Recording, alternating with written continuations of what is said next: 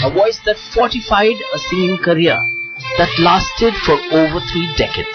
Mukesh was born in Ludhiana to Zorawar Chand Mathur, an engineer, and Chandrani. He was the 6th child in a family of 10. Mukesh's voice was first noticed by Motilal, one of Indian cinema's first actors, also a distant relative. This when he sang at his own sister's wedding. It was Motilal who took him to Bombay and arranged for singing lessons with Pandit Jagannath Prasad. Extremely good-looking, Mukesh was offered a role in this Hindi film. And this was his first song.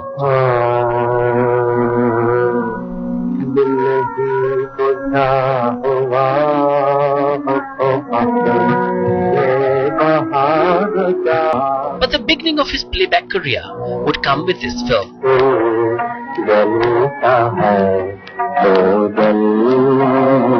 Mukesh was in a sense the discovery of Anil Bishwas, Dil Jalta Hai To Jalne Do, in Raag Darbari. You see, in the film Pehli Nazar, as early as 46, you see, in the film Pehli Nazar. And though for this recording he failed to turn up. And when he failed to turn up, the composer was Anil Bishwas. Anil Bishwas slapped him. And Mukesh was red in the face.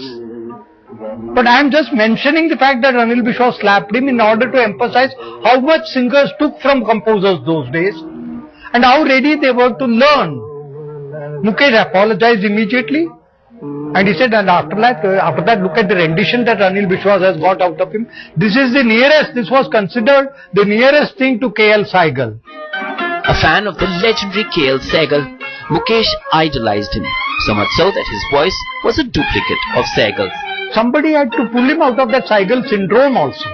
This was done by Anil Bishwas first and then by Shankar Jaikishan. You see? Roshan also his part to play. These were the favorite composers. Raj Kapoor's role in popularizing Mukesh, I don't think there would have been a Mukesh really speaking. Mukesh would have been there. But the Mukesh as we know him would not have been there if Raj Kapoor would not have been there. There was always this vagabondish streak in Raj Kapoor which Mukesh brought out. For him, he called Mukesh his soul, Raj Kapoor. And for him, Mukesh was ideal. Later composers Shankar Jaikishan would be responsible for Mukesh's popularity. Meanwhile, on a personal front, as Mukesh was poised to take a big leap into the world of playback singing, he fell in love. Saral Trivedi Raichand was the daughter of a Gujarati millionaire. As Mukesh at the time had no proper house and erratic income, the couple were forced to elope. No one gave their marriage a chance. But madly in love, Mukesh and Saral were living proof that love could last. And in their case, for over 30 years, destiny had something else in store. An ambition to be an actor. Mukesh accepted a role opposite Suraiya in this film.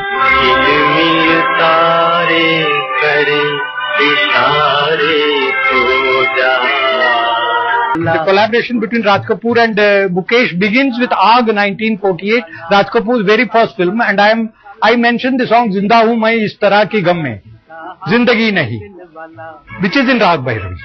It begins with that, and afterwards it goes on to Barsat. Maybe Mukesh is not that prominent, but with Awara he becomes very prominent, you know, and then in Aag he is very prominent. Then Mukesh tries to become a star himself, and in the process he ceases to be the voice of Raj Kapoor. Manna De takes over as the voice of Raj Kapoor, very successfully in Shri 420 and in Chori Chori. But in Shri 420 itself Mukesh returns. Mera Juta Hai Japani had already been recorded. The Mukesh-Raj Kapoor partnership flourished and their careers did as well. Mukesh was the maestro's voice across many decades and numerous films, giving one chart buster after another. Then there is Awara Hu and all that. In the case of Awara Hu, sung by Mukesh, a question was asked in Parliament. New Delhi, a question was asked in Parliament that is this not having a deleterious effect on our youth? Do we want our young children to be singing Awara Hu on the streets and walking? Such was the effect produced by the combination of Raj Kapoor and Mukesh. He had an innate pathos in his voice, with a touch for the classic, something which set him apart from the rest of his musical peers. The uniqueness of Mukesh's singing is in its appeal. which transcended sometimes the fate of a film. If one looks at his song-to-film ratio, we would find him to be a singer who achieved maximum popularity with a minimum number of songs. His song was first offered to Kishore Kumar, who turned it down because the song was not on Devanand, whose main voice in the film was friend cum rival Mohammad Rafi.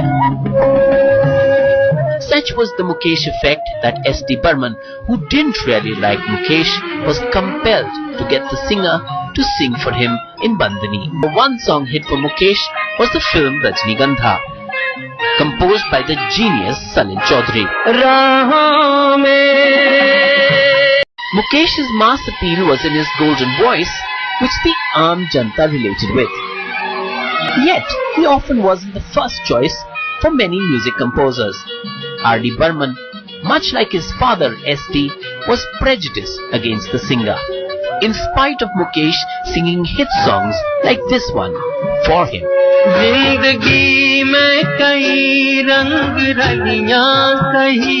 Over a period of time, Mukesh's voice was exploited by several Indian Cine Sangeet composers who got him to sing a lone song for their films. Meanwhile, as the years wore on, Mukesh lent his voice to one hit after another, always choosing quality over quantity. In 1976, Mukesh was on a concert tour in America with Lata Mangeshkar and his son Nitin Mukesh. On the 27th of August, while still on the music tour, he succumbed to a heart attack. On hearing the heartbreaking news, Raj Kapoor is said to have exclaimed, "I've lost my voice." A massive outpouring of grief from all walks of life followed. अरे पैसे आपने दिए तो आपका गाना नहीं गाएंगे कैसे चलेगा?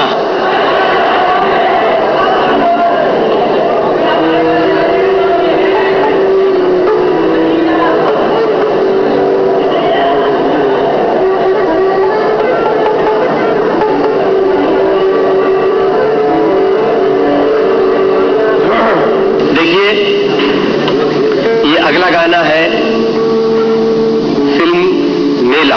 धरती को आकाश पुकारे, आजा आजा प्रेम द्वारे आना ही होगा।